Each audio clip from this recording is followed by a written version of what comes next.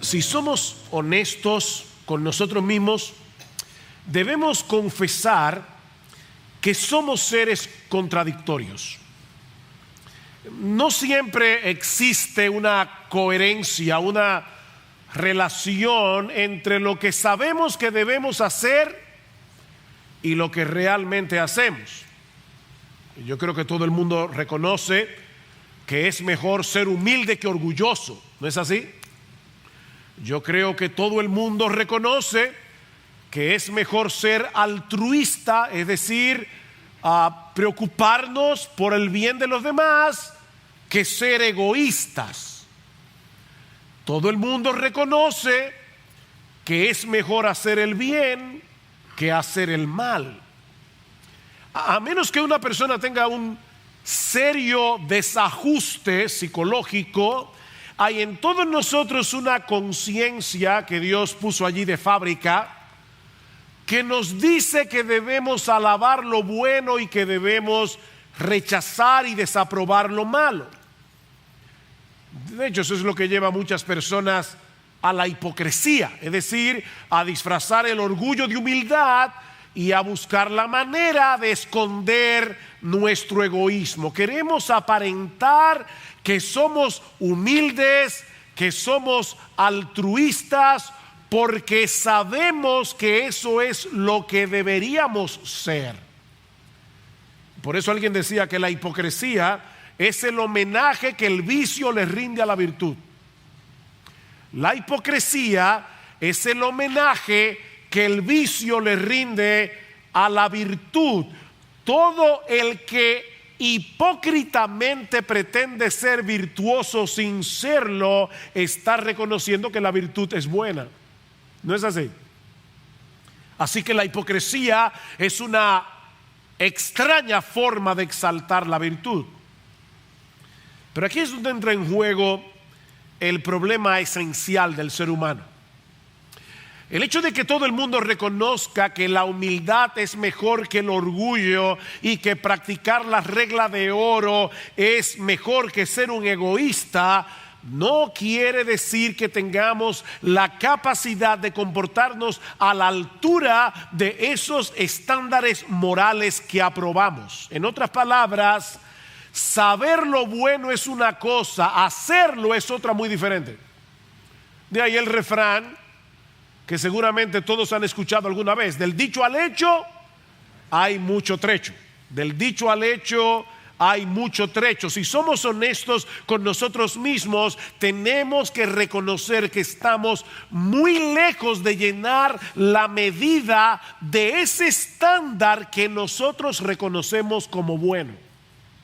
O sea, no es que ignoramos hacer lo bueno, es que no podemos. No llenamos esa medida. Ese es el dilema que Pablo plantea en Romanos capítulo 7, los versículos 7 al 13 que estudiamos la última vez que consideramos esta carta versículo a versículo. Y la tesis de Pablo es que la ley de Dios, los 10 mandamientos, la ley de Dios es santa, es justa, es buena, pero no puede salvar a nadie. La ley es buena, pero no nos puede salvar porque no tenemos la capacidad de obedecerla. Así que el problema, dice Pablo, no está en la ley. El problema está en nosotros, que no podemos ni queremos hacer lo que la ley dice. No queremos someternos a la voluntad de nadie fuera de nosotros mismos. Queremos ser autónomos e independientes. Es por eso que nadie se puede salvar guardando la ley, dice Pablo, porque nadie puede llenar la medida que la ley demanda de nosotros. La ley nos dice lo que debemos hacer, pero no nos provee los recursos para hacerlo.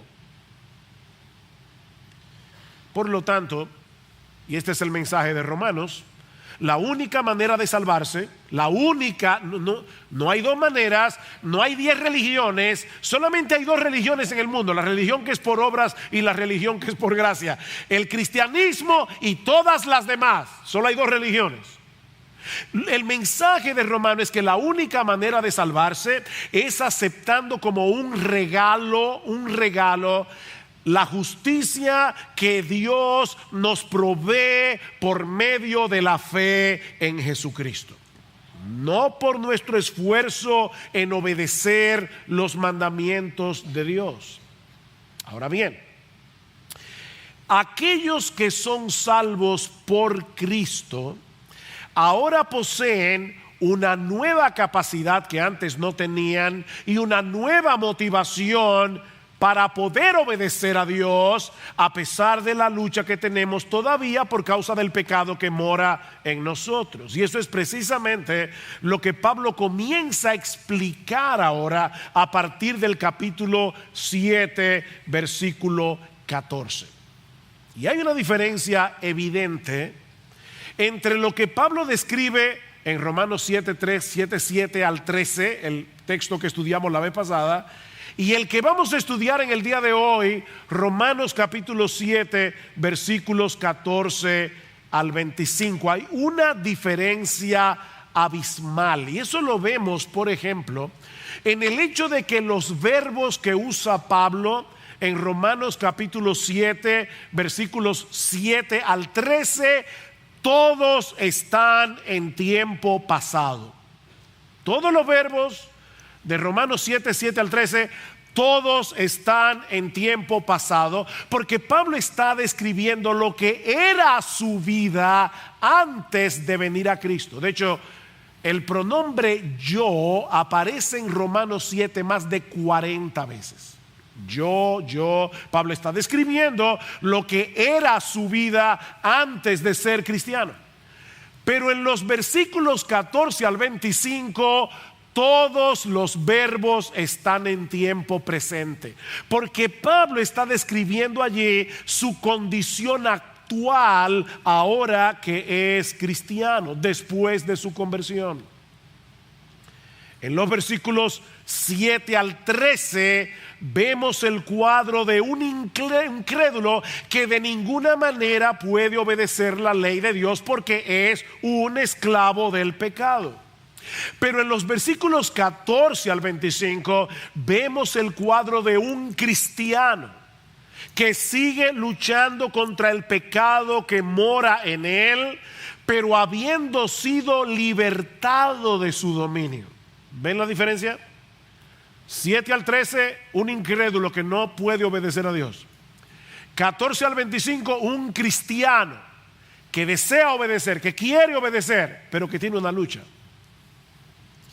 Alguien lo planteó de esta manera: el incrédulo de los versículos 7 al 13 se encuentra inmerso en una guerra que de ninguna manera puede ganar. No la puede ganar. El cristiano de los versículos 14 al 25 está también inmerso en otra guerra, pero que de ninguna manera puede perder. El incrédulo está en una guerra que no puede ganar.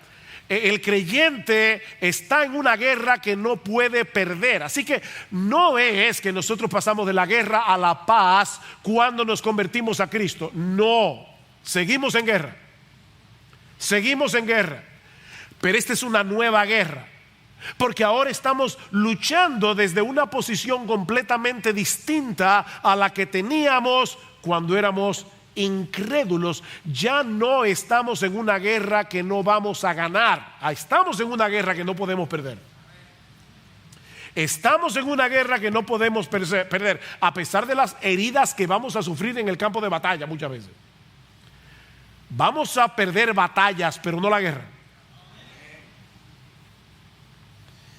Y Pablo quiere hacernos ver en esta porción de Romanos por qué seguimos en guerra contra el pecado si ya fuimos libertados del pecado. Pablo ya dijo en Romanos 6, fuimos libertados de la esclavitud del pecado. Oye, pero en la experiencia como que no lo parece. ¿Te has sentido así? ¿Libertado del pecado? Pablo dice, déjame explicarte cuál es el problema. Si ya fuimos libertados del pecado, pero debes prepararte para pelear una guerra hasta el día de tu muerte en el poder del Espíritu Santo y no descansando en nuestras propias fuerzas para obedecer la ley. Mis hermanos, ese es el centro de este pasaje. Estamos en una guerra, no la pelees en tus propias fuerzas. Necesitamos depender del Espíritu de Dios. Y espero al final decir algo acerca de esto. Así que, hermanos, el tema de Romanos 7 es el siguiente: la ley de Dios en sí misma ni puede salvar ni puede santificar. Óyeme bien, mi hermano, la ley de Dios en sí misma ni puede salvar ni puede santificar. No porque haya algún problema en la ley, sino porque aún nosotros los cristianos tenemos un problema.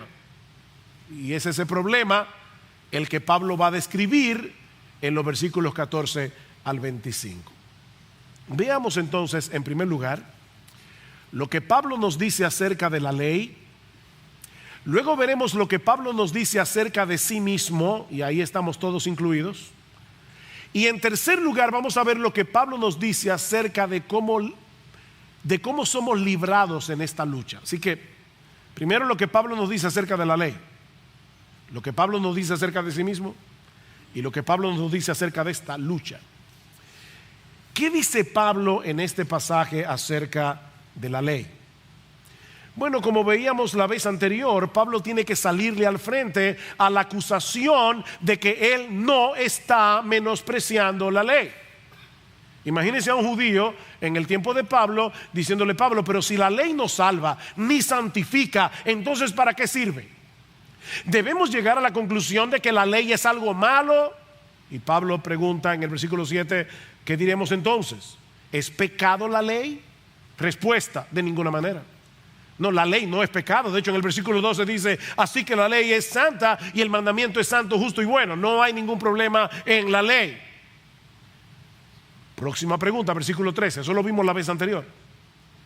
Entonces, si la ley es buena, lo que es bueno vino a ser causa de muerte para mí. De ninguna manera, dice Pablo, al contrario, fue el pecado a fin de mostrarse que es pecado al producir mi muerte por medio de lo que es bueno, para que por medio del mandamiento el pecado llegase a ser en extremo pecaminoso. Pablo está diciendo: el problema no está en la ley, no es la ley la que te mata, es el pecado. Lo que hace la ley es hacerte ver cuán pecaminoso es el pecado que mora en ti. En otras palabras, déjame ponértelo de una manera no muy bonita.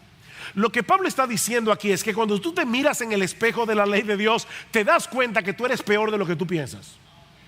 La ley te hace ver que tú eres peor de lo que tú piensas, pero no es la ley lo que te hace peor. Lo que te hace peor es el pecado que mora en ti. Déjame poner un ejemplo. Tú vas a hacerte un chequeo médico anual, le llevas los resultados de los exámenes al médico, el médico los ve y con una cara sombría te dice: lo siento, pero tienes cáncer. La pregunta es: ¿fueron las palabras del médico las que te provocaron el cáncer? ¿O ya tú tenías el cáncer y el médico simplemente te está revelando el problema que está en ti? Bueno, así funciona la ley. La ley no produce cáncer, pero la ley te hace ver que el cáncer del pecado que mora en ti ha hecho metástasis en todo tu ser. No hay una parte de tu ser que no haya sido impactado por causa del pecado. Eso es lo que hace la ley. De manera que el problema no está en la ley, está en nosotros. Versículo 14. Y aquí comienza ahora Pablo el creyente. Porque sabemos que la ley es espiritual, pero yo soy carnal, vendido a la esclavitud del pecado.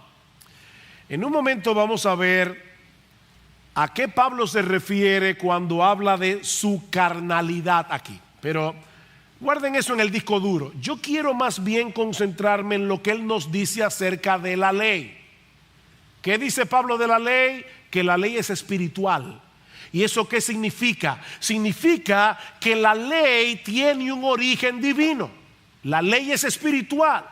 La ley es perfecta, porque es el reflejo del carácter perfecto de Dios. No puede haber nada malo o inadecuado en los 10 mandamientos, porque no hay nada malo o inadecuado en el Dios de la ley. Él es santo, Él es justo, Él es bueno, y lo mismo podemos decir de la ley. El mundo, mis hermanos y amigos que están aquí hoy en la mañana, sería un lugar paradisíaco si todos los seres humanos obedecieran la ley. Sería un paraíso. Es por eso que aún en medio de su lucha contra el pecado, Pablo reconoce la realidad de que la ley es buena, dice en el versículo 16. Y si lo que no quiero hacer eso hago, estoy de acuerdo con la ley, reconociendo que es buena. La guerra que experimentamos en nuestro interior por querer obedecer a Dios le da la razón a la ley, dice Pablo. ¿Por qué tú quieres obedecer? Cristiano, ¿por qué tú no quieres mentir? Porque tú sabes que decir la verdad es bueno. ¿Se dan cuenta? Esa misma guerra que yo siento de que no quiero pecar, estoy reconociendo en mi lucha que la ley es buena. La ley es buena. Así que el malo de la película, el villano de esta película, mis hermanos, no es la ley. No ataquen la ley. Hay muchos cristianos en muchas iglesias evangélicas en el día de hoy que atacan la ley. No, el villano de la película no es la ley. El villano de la película es el pecado que mora en nosotros, y eso nos lleva a nuestro segundo encabezado. Ya vimos lo que Pablo dice de la ley. La ley es espiritual, la ley es buena, pero ahora veamos lo que Pablo dice de él mismo, de sí mismo. Vean una vez más el versículo 14. Porque sabemos que la ley es espiritual, pero yo soy carnal, vendido al pecado. Esta expresión es tan fuerte que algunos han llegado a la conclusión de que Pablo no puede estar hablando aquí de un creyente, sino de un incrédulo, porque Pablo había dicho antes que los creyentes ya no están en la carne, ¿recuerdan? Es decir, los creyentes ya no están dominados por su naturaleza pecaminosa, ya hemos sido libertados del pecado. ¿Cómo puede decir ahora que él es carnal, vendido a la esclavitud del pecado? Bueno, Pablo está planteando aquí la realidad de que a pesar de haber sido regenerados por el poder del Espíritu Santo, a pesar de haber sido hechos nuevas criaturas en Cristo, aún queda en nosotros un residuo de pecaminosidad que llevaremos hasta la muerte, y ¿sabes lo que es peor? No mejora con el tiempo. Un nuevo creyente de 3 días de convertido tiene un residuo de pecaminosidad en él, y un creyente de 50 años de convertido tiene ese mismo residuo de personalidad que no ha mejorado en nada. El pecado no mejora. Tu residuo de pecaminosidad con el que tú vives no mejorará con el tiempo. Así que lo que Pablo está diciendo es: la ley es espiritual, la ley es de origen divino, pero yo todavía soy terrenal. Ese es el contraste. Yo soy terrenal. Todavía llevo conmigo un enemigo en mi interior que no tiene remedio. El enemigo que yo tengo en mi carne no tiene remedio. Ha sido vendido a la esclavitud del pecado. Ha sido vendido a la esclavitud del pecado. La idea no es que él es un esclavo del pecado. No. La idea es que hay una parte residual en nuestra condición humana que sigue siendo pecaminosa. Noten el versículo 23. Hermanos, esto es muy importante. Pero veo otra ley en mis miembros. Él dice en el versículo 22, en el hombre interior yo me deleito en la ley de Dios. Pero veo otra ley en los miembros de mi cuerpo que hace guerra contra la ley de mi mente. Y escuchen esto, me hace prisionero de la ley del pecado que está en mis miembros.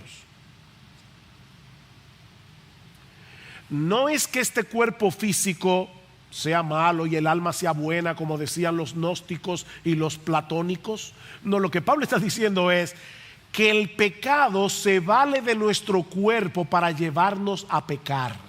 El pecado usa tus ojos, el pecado usa tu lengua, el pecado usa tu cerebro, el pecado usa tus manos, tus pies para llevarte a pecar. Pero ¿saben qué? Aún ese lenguaje nos muestra que los cristianos ya no somos esclavos del pecado. ¿Por qué? Porque el pecado tiene que hacernos prisioneros.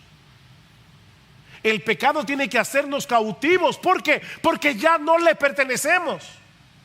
Ya no le pertenecemos. Pablo dice en Romanos 6, ya fuimos librados de esa esclavitud, pero al mismo tiempo nos advierte en ese mismo capítulo que debemos mantenernos en pie de guerra para no ser atrapados por el pecado que todavía mora en nosotros y ser llevados a obedecer de nuevo a nuestro antiguo amo.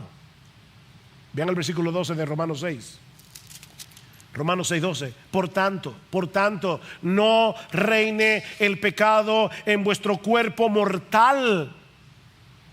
El pecado está en vuestro cuerpo mortal. Esa es la parte que Pablo dice, yo soy carnal. Este es un cuerpo mortal, es un cuerpo terrenal en el que habita el pecado. La ley es espiritual, pero yo soy terrenal.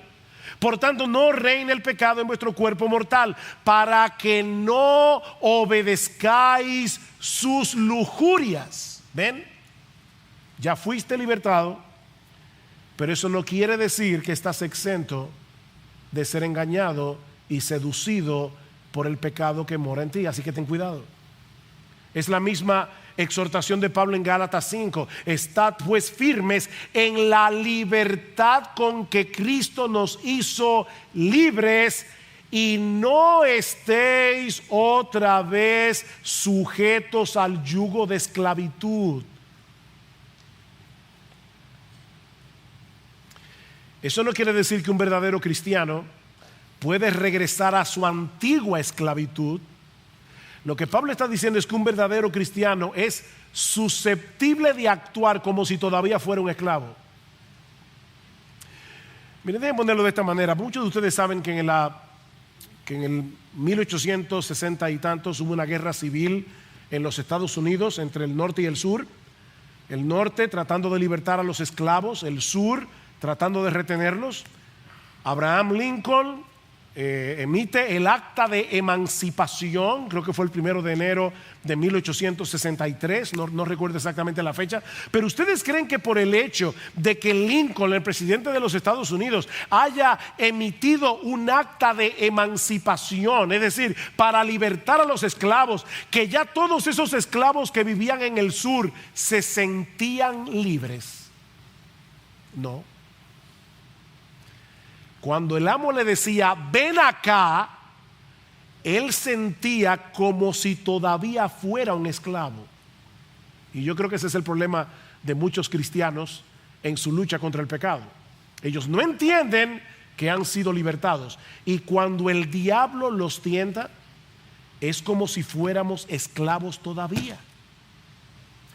Ahora, mis hermanos, esa cautividad momentánea del pecado, cuando pecamos, no es lo que nos define, sino nuestra nueva identidad en Cristo, libre del pecado, libre de la esclavitud del pecado. Déjenme ponerlo de esta manera. Hay un mundo de diferencia entre el soldado en medio de una guerra que es capturado en batalla y el traidor que se pasa al bando enemigo. ¿Hay una diferencia, sí o no? Hay una diferencia entre el soldado que pertenece a una nación libre y está peleando, imagínense los aliados en la Segunda Guerra Mundial, peleando contra Hitler y la Alemania nazi. y uno de esos soldados aliados es tomado cautivo hasta que termine la guerra. Eso es diferente al traidor que se pasa al bando contrario porque prefiere ser parte de los nazis. ¿Ven el punto?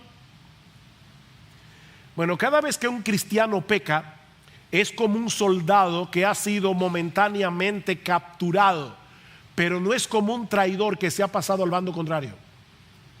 ¿Se entendió ahora? Cada vez que un cristiano peca, es como un soldado que ha sido momentáneamente capturado, pero no es un traidor que se ha pasado al bando contrario. Versículo 15. Porque lo que hago no lo entiendo, porque no practico lo que quiero hacer, sino lo que aborrezco, eso hago. Y si lo que no quiero hacer, eso hago, estoy de acuerdo con la ley reconociendo que es buena. ¿Ven el punto? Pablo está diciendo, yo aborrezco el pecado, yo no lo quiero hacer, pero aún así peca. Estamos en un cuerpo terrenal en el que habita el pecado, que nos seduce constantemente a hacer aquello que nos atrae y nos repele al mismo tiempo. ¿No es así? Aquí está el pecado. Por un lado apela a tu carne, a tus hábitos pecaminosos antiguos, pero al mismo tiempo te repele porque tú eres cristiano. Es un querer y no querer. Esa es la lucha. Hermanos, yo estoy haciendo mi mejor esfuerzo para poder entender, para poder explicar, de una manera entendible la lucha que Pablo está planteando aquí, porque es tu lucha y la mía. Es tu lucha y la mía. Pablo está diciendo, yo estoy en un cuerpo en el que habita el pecado, que nos seduce y nos engaña constantemente a hacer eso que nos atrae y nos repele al mismo tiempo. Y Pablo se siente perplejo consigo mismo, como yo supongo que se sienten perplejos todos los cristianos que están aquí. Uno se siente perplejo. Versículo 17. Así que ya no soy yo el que lo hace cuando peco, sino el pecado que habita en mí. ¿Qué está diciendo Pablo? ¿Que no somos responsables de nuestro pecado? No. Somos nosotros los que tomamos la decisión de pecar.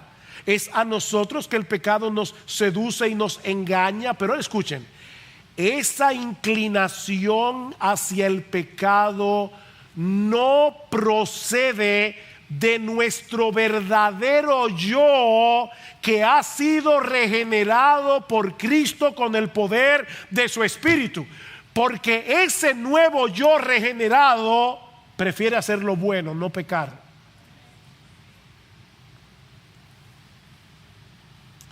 Noten las expresiones que Pablo usa en los versículos 18 en adelante. Pablo dice, versículo 18, porque yo sé que en mí, es decir, en mi carne, no habita nada bueno. Sin embargo, el querer está presente en mí, pero el hacerlo, el bien, no. Pablo dice, el querer el bien está en mí. En el versículo 19 dice, yo deseo hacer el bien. Dice, no hago el bien que deseo. Yo lo deseo. Yo deseo leer más la Biblia, yo deseo ser más apasionado con Jesús, yo deseo servir a Cristo, yo deseo vivir para Él enteramente, pero yo hago el mal que no quiero. Cuando peco, eso practico.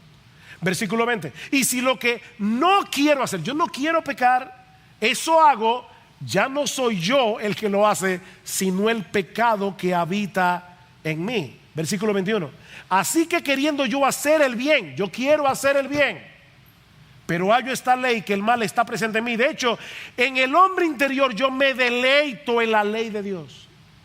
¿Oyeron todo eso? Yo quiero hacer el bien, yo no deseo pecar, yo me deleito en la ley de Dios. Esas son las aspiraciones de un verdadero cristiano. Eso es lo que el cristiano quiere. El nuevo yo de Pablo, que ha sido regenerado por el poder del Espíritu Santo, quisiera no pecar nunca. Déjame hacerte una pregunta. ¿A ti no te ha pasado eso que tú dices, wow, yo quisiera no pecar más?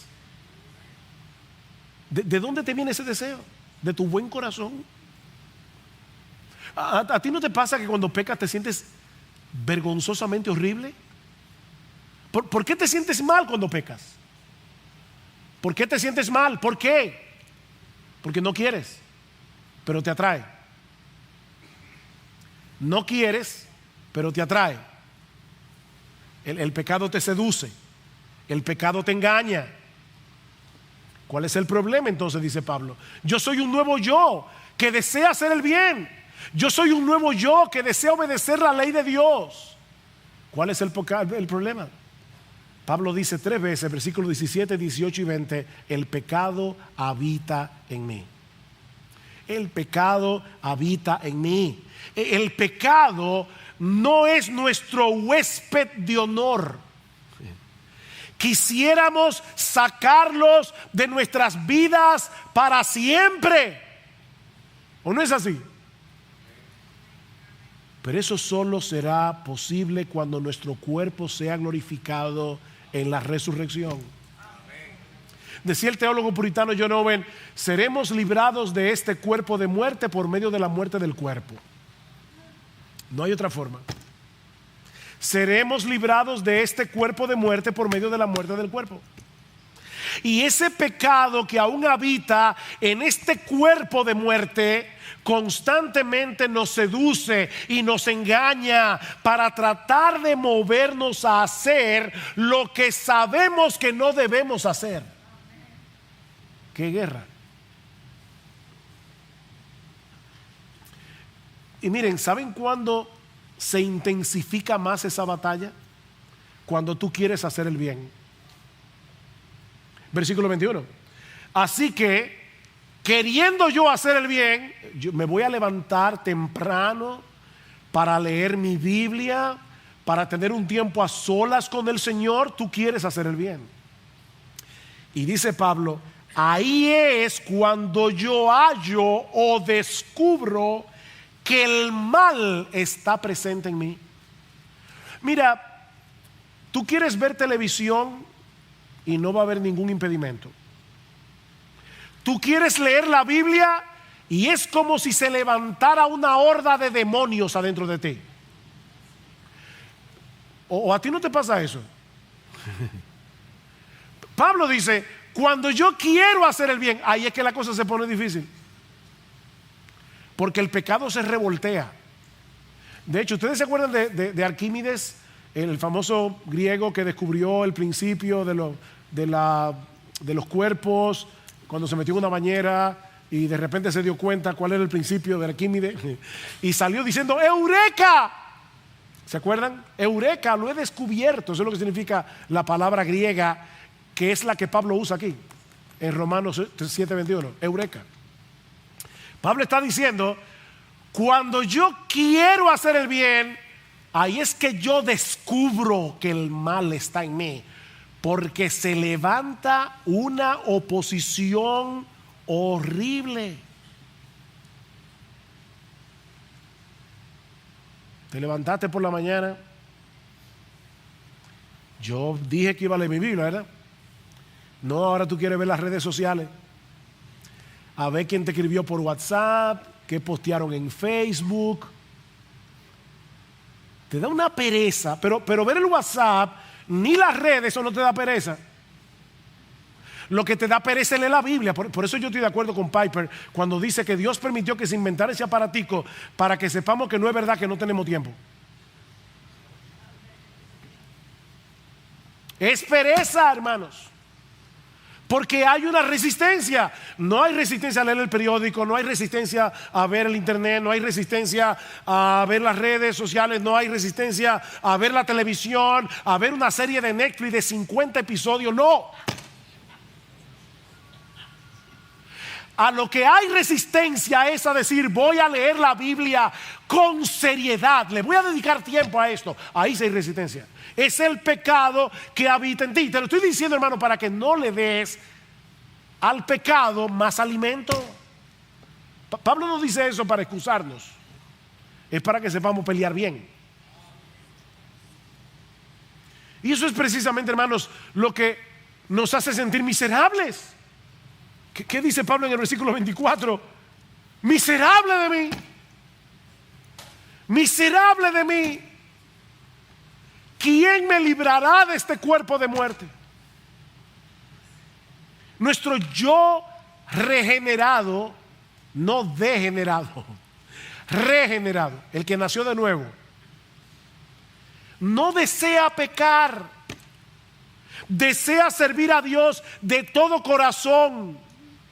Pero el pecado que habita en nosotros es un foco de resistencia constante. El pecado va a tratar por todos los medios posibles que no hagamos el bien que queremos, sino el mal que no queremos. Es lo mismo que Pablo nos enseña en Gálatas 5:17. El deseo de la carne es contra el espíritu. El deseo del espíritu es contra la carne. Y estos dos se oponen entre sí para que tú no hagas lo que tú quieras. Esa es la experiencia normal de todo verdadero cristiano mientras nos encontremos de este lado de la eternidad. Eso no quiere decir que el creyente sea continuamente derrotado por el pecado. Eso no es lo que Pablo está diciendo. Y lo vamos a ver luego en Romanos 8. Lo que eso quiere decir es que de este lado del cielo nunca vamos a hacer todo lo bueno que queremos ser. ¿Ven la diferencia? Packer, que es un teólogo británico, él escribió un artículo sobre este texto. Y escuchen qué sabias estas palabras de Packer. Pablo no nos dice que la vida del creyente es tan mala como pudiera ser, sino que no es tan buena como debería ser. El hombre miserable del pasaje es el mismo Pablo que expresa espontáneamente su angustia por no ser un mejor cristiano de lo que es. ¿Oyeron eso? Pablo está expresando su angustia por no ser un mejor cristiano. El impío se vanagloria por cualquier disparate que haga. El cristiano siempre quiere ser mejor. Yo quisiera ser mejor. Y ahora escuchen con cuidado lo que sigue diciendo Packer. Creo que lo que Pablo está diciendo no es que los cristianos viven en una derrota continua, sino que ningún cristiano vive en una victoria continua. Es diferente, muy diferente. No es que el cristiano es derrotado todo el tiempo, es que el cristiano no vive en una victoria constante. Y en esos momentos y ocasiones, dice él, en que no podemos triunfar contra el pecado, Romanos 7, 14 al 25 es la forma normal como un cristiano saludable debe reaccionar. ¿Y cuál es esa reacción? Dice Packer, versículo 22, yo amo la ley de Dios. Yo amo la ley de Dios. Estoy felizmente de acuerdo con la ley de Dios en mi hombre interior. Yo me deleito en la ley de Dios. Versículo 15, y aborrezco lo que acabo de hacer. Eso es lo que le pasa a un cristiano cuando peca. Yo sé que la ley es buena, aborrezco lo que acabo de hacer. Oh, qué miserable me siento en estas ocasiones. Así reacciona un verdadero cristiano. Todo verdadero cristiano quiere ser más de lo que es. De ahí la pregunta angustiosa del versículo 24. ¿Quién me libertará de este cuerpo de muerte? Y la respuesta no es esfuérzate más por obedecer la ley. No, recuerden, la ley ni salva ni santifica. Esa no es la respuesta de Pablo. La respuesta correcta está en el versículo 25. Y eso nos lleva a nuestro último encabezado. Ya vimos lo que Pablo dice de la ley, ya vimos lo que Pablo dice de sí mismo. Veamos lo que Pablo dice acerca del fin de nuestra lucha. el fin de nuestra lucha. Las palabras del versículo 24, miserable de mí, ¿quién me libertará de este cuerpo de muerte?, expresan el anhelo ardiente de todo verdadero cristiano, de que llegue ese día en que no seamos más estorbados por el pecado, para adorar y servir libremente a nuestro Señor y Salvador, cuando ninguna cosa de este mundo disminuya la llama de nuestra pasión por Él. ¿Nunca has experimentado eso? Ese anhelo en el corazón. ¿Quién podrá librarnos de la carga de llevar con nosotros este remanente de pecado que nos dificulta tanto entregarnos por entero a aquel que nos amó al punto de morir por nosotros en una cruz? ¿Quién me librará? Respuesta: gracias a Dios por Jesucristo. Gracias a Dios por Jesucristo. Yo titulé este sermón miserable de mí. Después pensé, ese no es un buen título. Debí titular este mensaje: gracias a Dios por Jesucristo. Mi hermano, los puritanos solían decir: por cada mirada que le des a tu pecado, mira 10 veces a Jesús. Y yo creo, a la luz de este pasaje, que Pablo habría dicho amén a eso. Por cada mirada que le des a tu pecado, mira 10 veces a Jesucristo. Cuando estamos en medio de la lucha en contra del pecado, mis hermanos, es a esta expresión de gratitud que tenemos que llegar, y ojalá que sea más temprano que tarde. Gracias a Dios por Jesucristo. No te quedes postrado viendo tu lucha. Tienes que llegar a ese punto de gratitud. Gracias a Dios por Jesucristo. Oh, gracias a Dios por Jesucristo, porque fue Él quien nos libró de la condenación del pecado. ¿Cómo comienza Pablo en Romanos 8, el siguiente capítulo? Por consiguiente, no hay ahora condenación para los que están en Cristo Jesús. ¿Oíste eso? Oh, recuerda eso en medio de tu lucha. No hay condenación. Ya Cristo pagó nuestra deuda completita. Todos nuestros pecados fueron clavados en la cruz, de manera que cuando nos presentemos ante el tribunal de Dios, ya sabemos de antemano que el veredicto de inocencia fue pronunciado en ese tribunal. No, ya no hay condenación. ¿Por quién? Por Cristo Jesús, nuestro Señor. Pero Él no solamente nos ha librado de la condenación del pecado, nos ha librado de la esclavitud del pecado. Romanos 6, 17, pero gracias a Dios, que aunque erais esclavos del pecado, os hicisteis, versículo 17, os hicisteis obedientes de corazón a aquella forma de enseñanza a la que fuisteis entregados, y habiendo sido libertados del pecado, os habéis hecho siervos de la justicia. ¿Habéis sido libertados del pecado? Aunque el pecado todavía mora en nosotros y se opone a nosotros, nuestro verdadero yo ya no le pertenece al pecado, le pertenece a Jesús. Nuestro verdadero yo le pertenece a Cristo, no al pecado. Recuerden la pregunta de Pablo al principio del capítulo 6 que vimos hace varios domingos atrás. Pablo se pregunta: ¿qué diremos entonces? ¿Continuaremos en pecado para que la gracia abunde? De ningún modo. Nosotros que hemos muerto al pecado, ¿cómo viviremos aún en él? ¿Y cómo morimos al pecado? Versículo 11: así también vosotros consideraos muertos para el pecado, pero vivos para Dios en Cristo Jesús. Nosotros estamos en Cristo Jesús, estamos unidos a Cristo Jesús, y por causa de esa unión, mis amados hermanos, hemos sido libertados del pecado. Gracias a Dios por Jesucristo. Él nos libró de la condenación del pecado, Él nos libró de la esclavitud del pecado, y ¿saben qué? Algún día nos librará también de la presencia del pecado. Por eso decíamos hace un momento que los cristianos estamos en una guerra que no podemos perder. No podemos perderla porque estamos del lado de aquel que ya venció. Y por medio del cual somos más que vencedores, dice Pablo en Romanos 8:37. Él venció. Estamos del lado del vencedor. Y somos más que vencedores por medio de aquel que nos amó.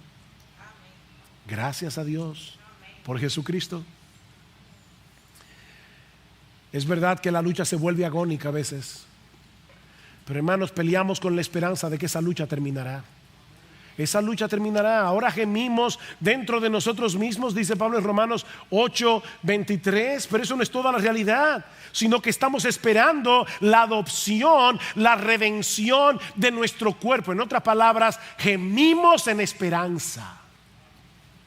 Gemimos en esperanza. Hasta el día de nuestra muerte seguiremos experimentando esa lucha que Pablo describe en este pasaje. No lo olvides. Noten cómo Pablo termina el capítulo 7. Después de decir gracias a Dios por Jesucristo, alguien diría ya déjalo ahí, Pablo. Pero él no lo dejó ahí. Versículo 25. Así que yo mismo, por un lado con la mente sirvo a la ley de Dios, pero por el otro con la carne a la ley del pecado. No te olvides de eso, dice Pablo. Esa lucha no termina hasta que te mueras. Mira, mi hermano, no creas que porque avances en madurez dejarás de luchar, porque eso nunca va a suceder. Eso nunca va a suceder. De hecho, me llamó la atención esta frase. Alguien decía, mientras más santos lleguemos a ser, menos santos nos vamos a sentir. ¿Tú oíste eso? Mientras más santos lleguemos a ser, menos santos nos vamos a sentir. ¿Sabes por qué? Porque mientras más santo seas, más te vas a percibir de lo mucho que te falta para ser como Jesús. Qué paradoja, ¿verdad? Mira, mi hermano, y quiero ser muy pastoral aquí. No interpretes esta lucha de la que hemos estado hablando. Mira, puede ser que haya aspectos de este texto que tú digas, pastor, no lo entendí. No hay problema. Pero tú entendiste que hay pecado en ti. Tú entendiste que ese pecado va a estar ahí para siempre, hasta que te mueras. Tú entendiste que ese pecado no va a mejorar nunca y que vas a estar en una guerra hasta que estés en la presencia de Jesús. ¿Tú entendiste eso? Está bien, es suficiente. Es suficiente. Hay detalles en ese pasaje que es para romperle la cabeza a cualquier teólogo, pero eso está clarísimo como la luz del mediodía. Estamos en una guerra. Y ahora yo te digo pastoralmente, no interpretes esa lucha como un síntoma de que tú no eres cristiano. Eso es lo que el diablo quiere.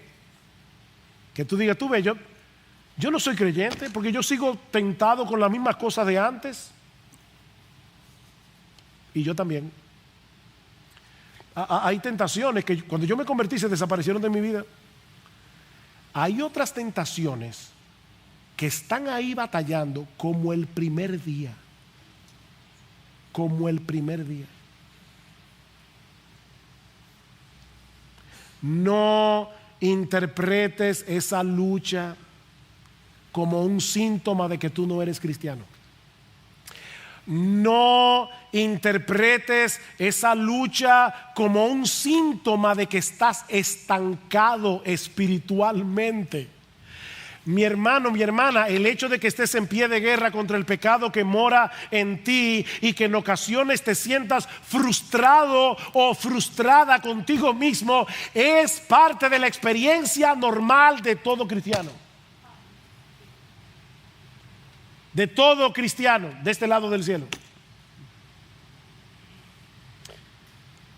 Mira, aún el hecho de que tú te arrepientes cuando pecas es una muestra de que eres un soldado en terreno enemigo y no un traidor que se ha pasado al bando contrario.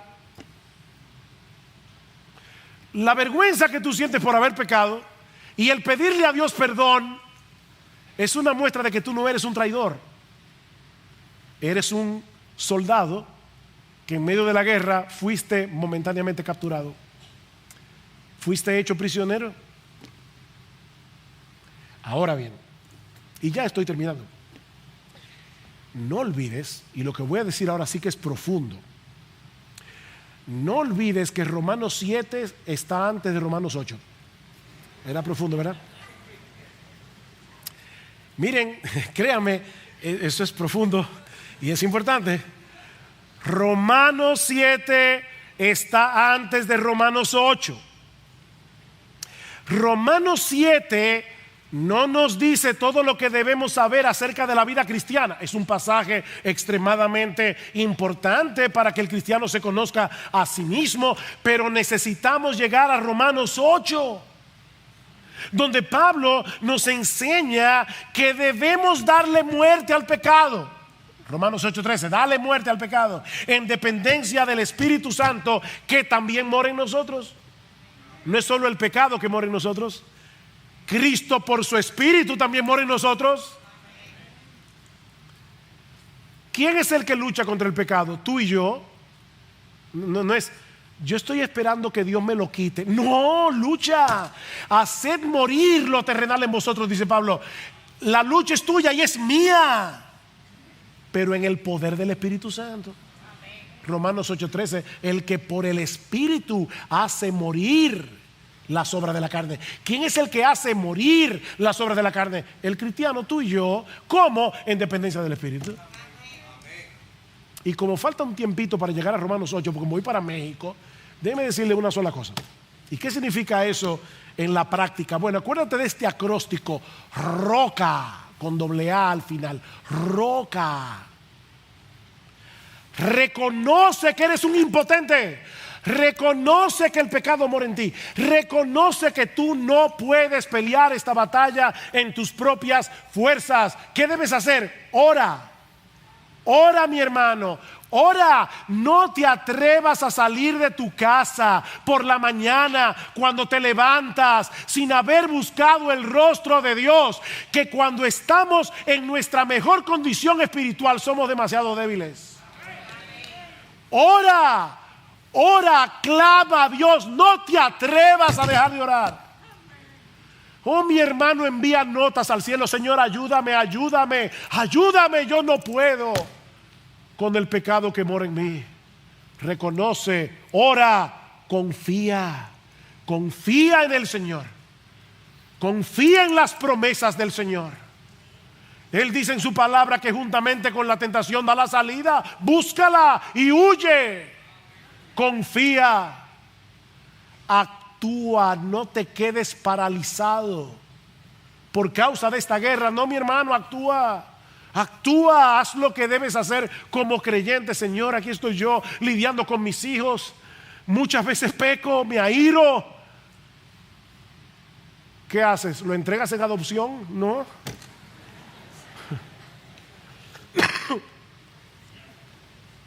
Señor, es una lucha ser una buena esposa. Es una lucha ser un buen esposo.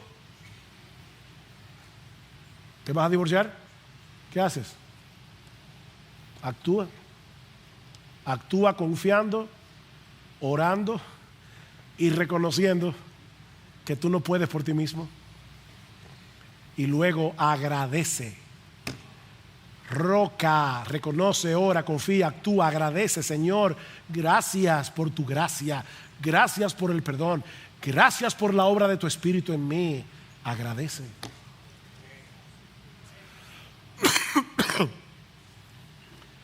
Dios no nos ha dejado solos en esta lucha. Dios nos ha dado todos los recursos de su gracia que necesitamos para seguir avanzando hacia la madurez espiritual. Mis hermanos, Pablo no escribió este pasaje para que nos acomodemos en nuestra lucha contra el pecado, sino para que sigamos peleando hasta que la guerra termine. Y para que apreciemos cada vez más la salvación que ya tenemos en Cristo de pura gracia. Porque ya no hay condenación para aquellos que están en Cristo, no hay condenación. sino la esperanza gloriosa de vivir en su presencia por los siglos de los siglos, sin más gemido ni frustración en tu presencia. Salmo 16, hay plenitud de gozo, delicias a tu diestra para siempre. Mis hermanos, algún día este gemido terminará, esta lucha terminará para siempre, y estaremos para siempre disfrutando de lo que Jesús compró para nosotros a precio de su bendita sangre. Oh, que el Señor bendiga su palabra.